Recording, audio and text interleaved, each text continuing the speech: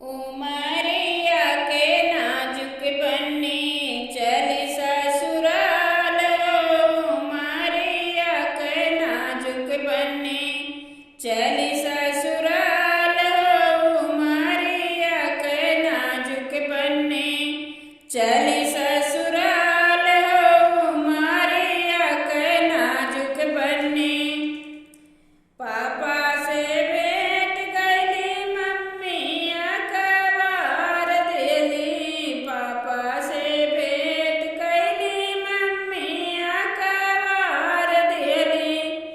पापा से भेंट गईली मम्मी अखबार देली। मधुर बोलिया बोलू बेटी जाके ससुराल हो। मधुर बोलिया बोलू बेटी जाके ससुराल हो। मधुर बोलिया बोलू बेटी जाके ससुराल हो। मधुर बोलिया बोलू बेटी जाके